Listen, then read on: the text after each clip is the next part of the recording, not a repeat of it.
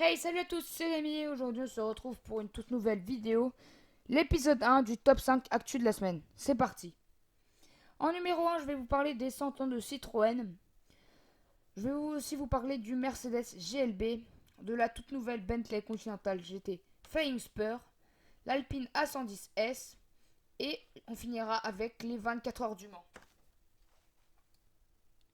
Ce week-end, Citroën fête ses 100 ans. Et pour l'occasion, ils ont réservé une rue du 15e arrondissement où ils exposent les modèles les plus mythiques de la marque. On peut y apercevoir la 10 HP Torpedo, la traction avant ou même la DS. Citroën expose en tout 100 modèles, 100 pour les 100 ans de la marque.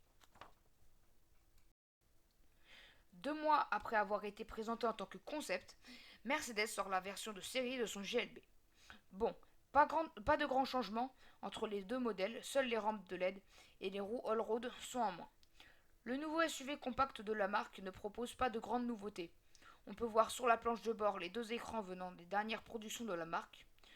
Le volume de coffre, lui, est de 160 litres, 10 litres de plus que son cousin le GLB, malgré les 3 cm de moins en longueur. Il propose aussi entre 5 et 7 places en option. Sous le capot, Mercedes propose 2 essences et 2 diesels, allant de 150 à 224 chevaux. Une boîte à 7 rapports est associée à l'entrée de gamme de chez Renault, et une boîte à 8 rapports sera proposée sur les autres modèles. Il sera disponible en fin d'année à partir de 34 000 euros. Continuons avec Bentley qui dynamise la troisième génération de la Continental Flying Spur, avec une calandre béante inspirée de la Flying Spur S1 de 1957. Comme nouveauté, nous pouvons voir pour la première fois sur une Bentley des roues arrière directrices.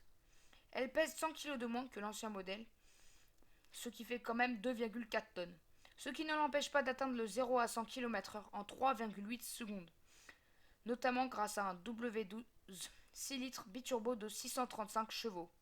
Ce bloc permet à la Continental d'atteindre les 333 km/h.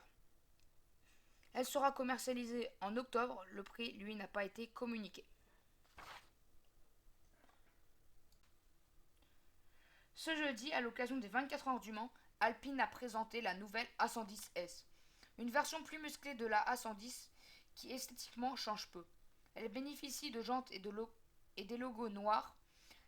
La garde au sol, elle, est rabaissée de 3 mm. La carrosserie peut recevoir en exclusivité une teinte noire mat, accompagnée de touches d'orange que l'on peut remarquer sur les étriers de frein et dans l'habitacle. Il est aussi possible de recevoir un toit en carbone. Les plus gros changements sont donc sous le capot, avec le 1,8 litre de la première édition qui gagne 40 chevaux pour passer de 252 à 292 chevaux. Elle gagne un dixième pour le 0 à 100 et la Vmax est de 260 km/h. Vous pouvez la commander dès maintenant à partir de 66 500 euros.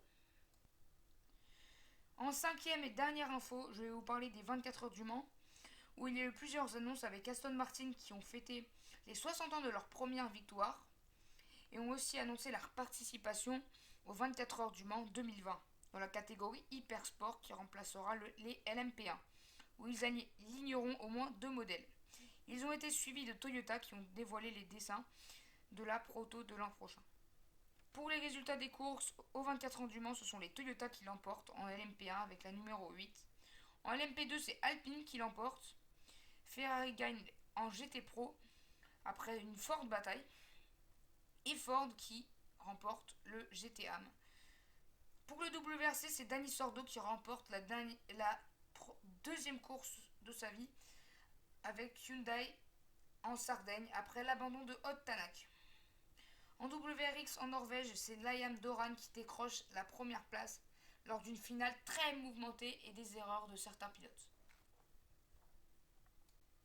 C'est donc la fin de la vidéo. N'hésitez pas à vous abonner, liker la vidéo, la partager et la commenter. Salut!